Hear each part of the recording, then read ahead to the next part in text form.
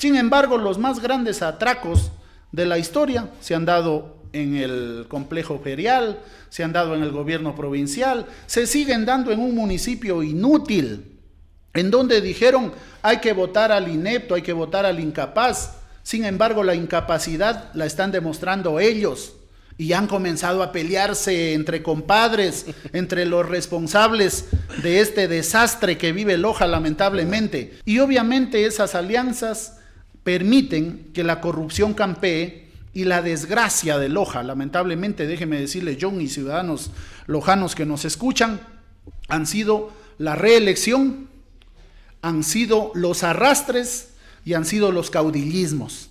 Y eso tenemos que evitarlo con procesos de organización, de diálogo y de consenso entre las fuerzas y los actores políticos que, siendo minoría, aún tienen la decencia de decir queremos rescatar a Loja institucionalmente para mejorar las condiciones de vida de todos y no solamente de un grupo que ha venido como chupacabras prendidos en la institucionalidad pública y que todos lo conocemos obviamente. Y obviamente se ha instaurado en el Ecuador la cultura del miedo, del temor, del favor, y con lo que hoy dijo pues el señor Mancino en un medio de comunicación nos ratifica de que esa alianza estratégica de futura participación electoral se va a dar entre el señor Mario Mancino, prefecto de Loja, representante de la mafia del señor Dávila, en las próximas elecciones. Tratar ese tema de Maduro. Se acaba de sacar a un presidente de un país y llevárselo del cogote a otro lado. Si bien es cierto, Maduro tiene una imagen muy desprestigiada, pero la idea es también ver la parte también jurídica, política, hacia dónde nos lleva esta toma de decisión por parte de Estados Unidos. Buenas tardes, doctor. Buenas tardes, John. Los deseos a usted, a sus seguidores, mi saludo cordial y mis deseos de que este 2026 sea un año lleno de esperanza, lleno de buena aventuranza y que obviamente nuestros deseos se cumplan. Respecto al tema que ha tocado, John, es verdad, y como jurista nadie puede decir lo contrario. Existió o existe una violación flagrante, existe una violación flagrante del derecho internacional.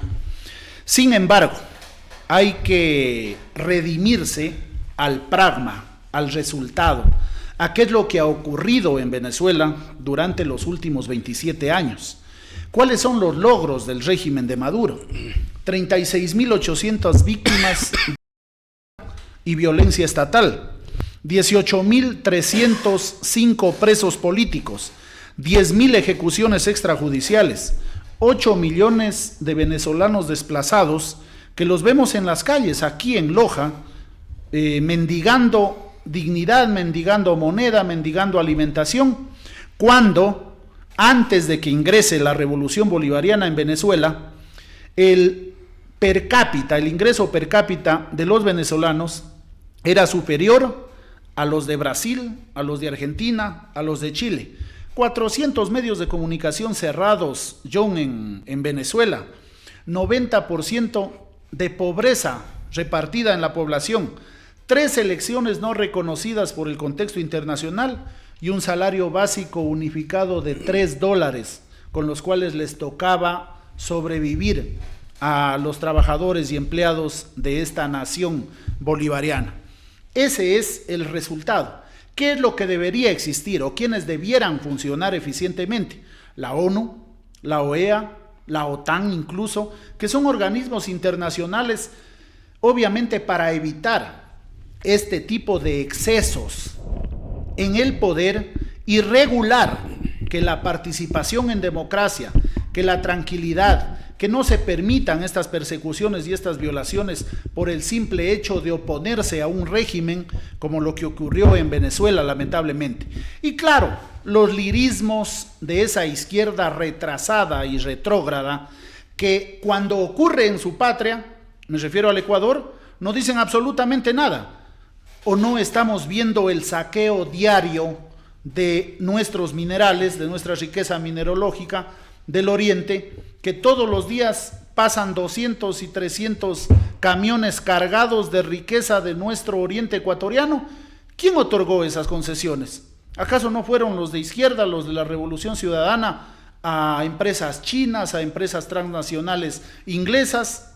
¿Acaso ellos no persiguieron también a los opositores o destruyeron la organización social de base como la UNE, la FEWE, poniendo organizaciones alternativas, claro, de uso y dominio del poder central?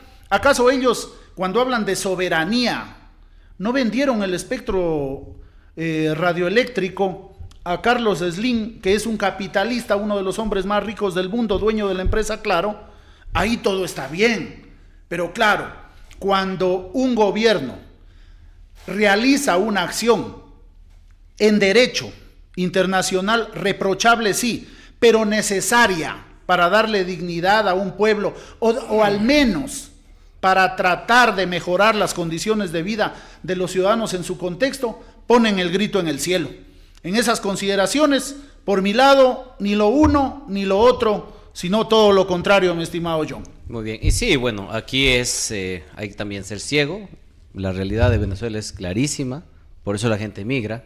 La gente de Venezuela, son 8 millones de personas. Claro. Imagínense, por ejemplo, nosotros en Ecuador pasamos algo similar. Entonces, querer desconocer, independientemente si ese gobierno sea legítimo o no, la situación es sumamente crítica. Por eso la gente se va. Yo creo que nadie en su sano juicio ha de querer ir dejando votando a la familia para ir a ganar dinero y para ver si es que algún día puede regresar. No creo que nadie en su sano juicio quiere hacer eso, pero les toca por las circunstancias. Indudable, y eso es lo que genera la inmigración. Yo creo que defender a estas alturas el régimen de Maduro es defender la falta de democracia, las elecciones amañadas, la persecución de opositores, los que fueron muertos y torturados, el enriquecimiento excesivo de un puñado de boinas rojas que lamentablemente sacaron a 8 millones de venezolanos, están en otros países mendigando dignidad, mendigando trabajo, y obviamente esta noticia les ha llenado de esperanza. Ojalá que exista una transición pacífica que obviamente apunte a mejorar las condiciones de vida de los venezolanos. Pero hay algo en este caso sumamente clave que lo pone en contexto y obviamente lo extiende en cuanto a por qué toman estas decisiones por parte del presidente Trump. Se hablaba de que posiblemente una de las opositoras del régimen de Maduro sería la señora Machado con el señor González, que podrían ir quizás por esa nueva línea de hacer una especie de sucesión. Pero Trump fue bastante radical y dijo: la señora no tiene el apoyo ni el apoyo ni el respeto de Venezuela, y básicamente la dejó de lado y puso de que existe una mejor condición para hablar con la hoy vicepresidenta de Nicolás Maduro, que dicho sea de paso también menciona de que Maduro ha sido secuestrado. Ahora, ¿en qué contexto quedan más que nada los oportunistas del momento? Porque es fácil, por ejemplo, desde la bandera política decir: yo apoyo esto, yo estoy en contra de esto. Cuando nos conviene hacemos eso y cuando no nos hacemos a un lado. Pero Trump les acaba de destruir quizás esta narrativa que querían posicionar, porque para nadie es un secreto que querían hacerlo al señor González y a la señora Machado, que también es respetable su oposición, a ser los presidentes de un tema que ni siquiera nos compete a nosotros. Y Trump ha sido claro: con ellos no va con la que quedó.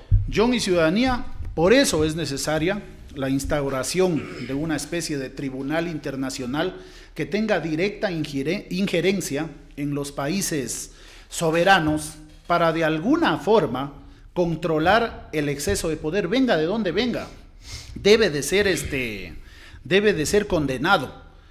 Caso contrario, pues no ocurriría lo que ocurrió en Ecuador, cuando, aprovechándose del poder público, personajes como los Alvarado, personajes como Jorge Glass, el mismo Correa, lamentablemente pues utilizaron mal el poder, se enriquecieron de manera excesiva y esas circunstancias los obligan en este momento a cargar grillete, a estar asilados en otros países, a estar presos quienes hicieron gobierno en primera línea en la época de la Revolución Ciudadana. Y lo mismo le puede ocurrir a Trump, porque el poder no es eterno, el poder es efímero y mañana o pasado va a dejar de ser presidente de los Estados Unidos y obviamente la historia será la que se encargue de juzgarlos. Y casi siempre el tiempo nos ha dado la razón, estimado John. Pasémonos del plano internacional, doctor, al plano nacional. Como la típica de Ecuador es hacer espectáculo de cualquier perdónenme la palabra, tontería que se genera en el espectro político.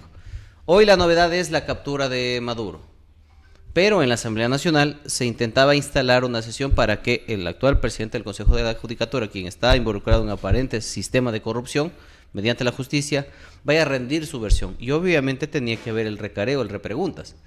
¿Qué es lo que pasó en la Asamblea Nacional? Hicieron el cambio del orden del día, que es un proceso legislativo legítimo, Válido, legítimo, pero se dedicaron más de 1 hora y media a andar hablando de Maduro, para votarse la contra entre los unos y los otros, que no tiene un tema absolutamente nada que ver con la llegada del señor Godoy a comparecer en la Asamblea Nacional. Se lo dejó que haga una exposición, porque no fue un llamado a comparecer, no, fue una exposición de la cual no hubo repregunta alguna. Entonces, eso en la práctica se llama presentación. Y bueno, seguimos viviendo el mismo show de siempre. O sea, el uno hace una cosa, el otro lo culpa al otro y el otro se hace víctima del otro. Seguimos en el mismo show y escándalo de la política ecuatoriana. Lamentablemente no existe seriedad en el tratamiento de estos temas que involucran a las cabezas de la institucionalidad pública. Por eso cada vez los ciudadanos creen menos en sus representantes, creen menos en las instituciones públicas, peor aún cuando se trata de la función de justicia que debería encarnar la moderación, el conocimiento, la ética, el derecho para manejar el Estado. Lamentablemente vemos pues que el señor Godoy, para mi concepto, no tiene salida alguna.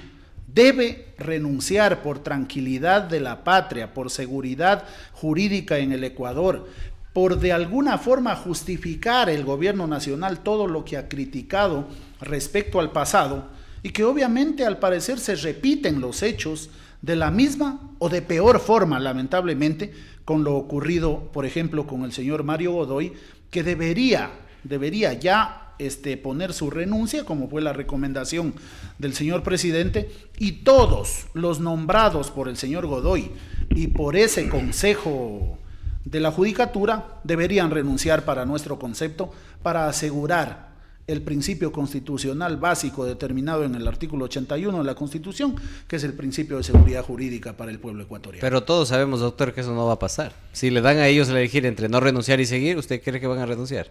Lamentablemente son hechos folclóricos que se repiten en la política ecuatoriana y obviamente van destruyendo cada vez más la ya mermada institucionalidad pública y la confianza de los ciudadanos en un sistema. No perdiendo el hilo con la judicatura, se pudo ver cómo el expresidente de la judicatura, Wilman Terán, con el exalcalde Franco Quesada.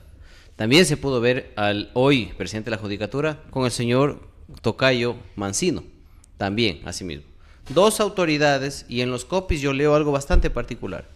Trabajamos juntos para fortalecer la justicia. Yo me pregunto, quizás desde mi desconocimiento, porque yo no soy abogado, digo, ¿cómo un municipio y una prefectura fortalece la seguridad de un consejo de la judicatura?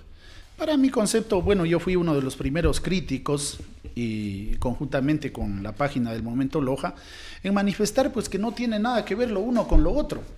Llevarlo al presidente del Consejo de la Judicatura, donde una autoridad provincial, en donde se discuten o se firman 70 millones de dólares en contratación pública durante un año, lamentablemente pues vemos que obviamente lo que se trata es de demostrar poder, de demostrar alianzas, de demostrarle a la gente que está respaldado a lo mejor de un Consejo de la Judicatura, porque no entiendo ¿cuál es ese nexo de fortalecimiento de la función judicial? El hecho de irlo a visitar el señor Mario Godoy al señor Mario Mancino.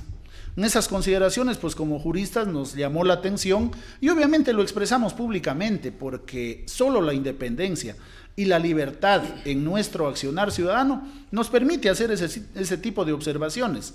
Otros, en cambio, guardan silencio, no dicen absolutamente nada y obviamente se ha instaurado en el Ecuador la cultura del miedo, del temor, del favor. Y con lo que hoy dijo pues el señor Mancino en un medio de comunicación, nos ratifica de que esa alianza estratégica de futura participación electoral se va a dar entre el señor Mario Mancino, prefecto de Loja, representante de la mafia del señor Dávila, en las próximas elecciones. Entonces ahí sí nos permite a los ciudadanos cuestionar cómo es que nos hablan de la nueva política, de los nuevos líderes, de los líderes jóvenes, de las no alianzas con el pasado, y en Loja se da algo sui generis y ya anunciado por el señor prefecto que efectivamente está en conversaciones con la dirigencia nacional de ADN para ir como candidato a la prefectura en reelección por el movimiento oficialista. ¿Usted cree que la militancia, si le queda a ADN, va a estar contenta con este tipo de noticias cuando existen jóvenes profesionales, cuando existe una militancia leal que ha estado ahí llevando adelante procesos de organización y que lamentablemente no encuentran respuesta lógica después de escuchar este tipo de barbaridades? Es decir, la corrupción continúa, este tipo de alianzas para gobernar o para mal administrar entidades públicas va a continuar. Y obviamente esas alianzas permiten que la corrupción campee y la desgracia de Loja, lamentablemente, déjeme decirle, John y ciudadanos lojanos que nos escuchan, han sido la reelección, han sido los arrastres y han sido los caudillismos. Y eso tenemos que evitarlo con procesos de organización, de diálogo y de consenso entre las fuerzas y los actores políticos que, siendo minoría, aún tienen la decencia de decir queremos rescatar a Loja institucionalmente para mejorar las condiciones de vida de todos y no solamente de un grupo que ha venido como chupacabras prendidos en la institucionalidad pública y que todos lo conocemos, obviamente, mi querido John. Doctor, quiero no desatarme de ese mismo tema de la judicatura y dejarle a usted el tiempo para que vea también su análisis. A ver, es bonito hablar de que hay que tener una nueva cárcel en Loja. Uno dice, sí, yo creo que sí. Es bonito decir que ya vamos a empezar con los trámites de hacer una nueva cárcel en Loja. Uno dice, puta, qué chévere, está muy bien. Pero vamos recordando la historia. Nos ponemos a ver cómo hoy el director del Consejo de la Judicatura, que no tiene absolutamente nada que ver con el tema de la generación de una cárcel, se reúne de una manera, perdóneme, tan descarada para decir, estamos intentando analizar los terrenos donde vamos a construir la nueva cárcel. Le pongo este contexto para que usted en este caso me pueda dar su opinión, doctor. Y uno dice, bueno, hasta ahí digamos que si somos ingenuos les vamos a creer. Vamos a revisar. Señor Aguilar fue funcionario de alto rango con el ingeniero Bailón. En el año en donde seleccionaron y por cabildo entregaron ya un terreno al SNAI. Dice, bueno, oye, ¿cómo es que te pones a debatir de un terreno a buscar si ya te lo dieron hace rato, incluso hasta por cabildo? Ya, vamos más adelante. El señor Paul Aguilar fue gobernador de Loja. Y cuando él llegó a la gobernación de Loja, eran más de 3 años que no habían puesto una sola piedra. Y él ya hablaba de que vamos a gestionar. Viven en reuniones, viven en gestiones. Yo tanto que planifican deberíamos enviarlos a la NASA, porque aquí no puede haber tanta planificación sin ejecución. Y a mí no me queda, digo, y yo se lo digo así, no sé si yo soy tonto, o no sé si la gente es ilusa, o no sé qué quieren pretender con estas narrativas que a la vista y paciencia de todos mienten y con una complicidad absoluta de los medios de comunicación. Yo recuerdo ese instante, pero lo ponen con titulares como si eso fuera un tema nuevo y no es así, doctor. Tontos son los que creen que somos tontos, decía un conocido activista político de Loja. Cuando lo vemos al señor Aguilar, bueno, yo fui funcionario del SNAI y conozco perfectamente cómo funciona a nivel nacional esta entidad.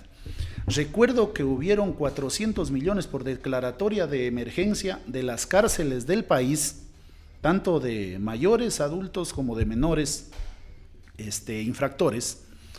Y en calidad de director asistí a una reunión en Quito y solicité que esta cárcel se cae, que el centro de detención de menores, de rehabilitación de menores, se cae a pedazos y que necesitamos alguna asignación para Loja. ¿Sabe cuál fue la respuesta de 400 millones que existían disponibles, declarados por emergencia? Un solo centavo para Loja. Seguimos dependiendo de ese centralismo absorbente, descomedido, grosero, que no permite que las provincias de frontera nos desarrollemos y que lamentablemente seguimos recibiendo la misma respuesta con ese cierre abrupto de fronteras. Entonces, cuando les toca a los representantes de Loja hablar en la asamblea, se van a esconder en los baños. Ya me pasaron un video. Se van a esconder en los baños los dos representantes del oficialismo porque no tienen la formación, no tienen el conocimiento, no tienen qué decir, cómo articular un discurso. No han sido preparados políticamente y no es culpa de ellos, es culpa de la organización política que propone esa clase de representantes. En esas circunstancias seguiremos postergados al desarrollo y cuando vemos ya que entre gallos y medianoche hay congruencia, diálogo entre los representantes del gobierno central con la mafia más cruel que ha tenido Loja y que ha manejado durante 24 años la institucionalidad pública provincial, vemos que no tenemos salida. Entonces ahí viene la reflexión para los actores políticos serios, los que de una u otra manera hemos tenido siempre una posición frente a los tradicionalismos o frente a esas mafias que se han agolpado alrededor de una institución y que no quieren dejarla porque ha sido su única fuente de ingreso permanente. O dígame, ¿qué empresas ellos como administradores han tenido en Loja para decir que son buenos administrando, que son buenos generando riqueza, que son buenos generando empleo? Hay muchas cosas obscuras en Loja y que no salen a la luz porque hay complicidad incluso en las instituciones de control. Lo he dicho siempre, Fiscalía no sirve para nada en el contexto de autoridades. La Contraloría sale con sus informes de responsabilidad civil, penal, de repente, para amenazar o para amedrentar determinadas autoridades o para cumplir consignas politiqueras. Eso es lo que nos está matando como provincia, lo que nos está matando en cuanto al desarrollo y lo que no nos permite reclamar con firmeza a las entidades públicas centrales inversión en vialidad, inversión en obra pública, inversión en desarrollo. Lamentablemente estamos completamente rezagados y claro, luego vendrá cualquier autoridad a justificar este tipo de manifestaciones libres que las podemos hacer solo en determinados medios de comunicación, John. Lamentablemente hay complicidad por parte de cierta prensa ladina que lo que se encarga permanentemente es de promocionar a estos tipejos para de una u otra forma dejarles un escenario libre en el contexto de participación electoral. Incluso estoy pensando y sospechando que las autoridades electorales, que ya se van a morir en el cargo, por cierto, 10 años, 8 años, 6 años, como que fuera de ellos la administración pública local, siguen en la teta, siguen haciéndole el juego a las mafias tradicionales, no permiten la renovación en democracia. Y obviamente, ¿cuándo hemos visto que han sido sancionadas algunas autoridades que en ejercicio de su función han hecho campaña electoral? Nunca, John y ciudadanía, nunca. Sin embargo, los más grandes atracos de la historia se han dado en el complejo ferial, se han dado en el gobierno provincial, se siguen dando en un municipio inútil, en donde dijeron hay que votar al inepto, hay que votar al incapaz. Sin embargo, la incapacidad la están demostrando ellos y han comenzado a pelearse entre compadres, entre los responsables de este desastre que vive Loja, lamentablemente. Concejales que se duermen en las sesiones, concejales que están de candidatos al sindicato de choferes y pasan de medio en medio de comunicación sin ningún tipo de control, concejales que quieren ser alcaldes que son de una línea política, bueno, dicen que son de una línea política ideológica y están apoyando a una línea política ideológica contraria porque tienen sus negocios de por medio. Una entidad provincial que le cobra $600,000 a la entidad municipal. Es decir, no hay unidad, no hay solidaridad, no hay respeto por el ciudadano. En esas consideraciones no vamos a crecer, John. Muy bien, doctor, agradecerle por estar aquí en Lo del Momento Loja. Le dejo su mensaje de despedida y pues feliz año también para usted. Muchas gracias, muchas gracias. Qué bueno que existan medios en donde la apertura democrática nos permita decir estas cosas que están en nuestra alma, que están en nuestro corazón y que las podemos decir. Y más allá de animadversiones personales con ninguna autoridad, Lo que queremos es que la institucionalidad pública recobre la confianza de los ciudadanos, mejore las condiciones de vida de la gente y que obviamente otro futuro mejor les espere a nuestras generaciones que vienen tras nuestro. Muy amable, John, y muchas gracias a los ciudadanos por escuchar.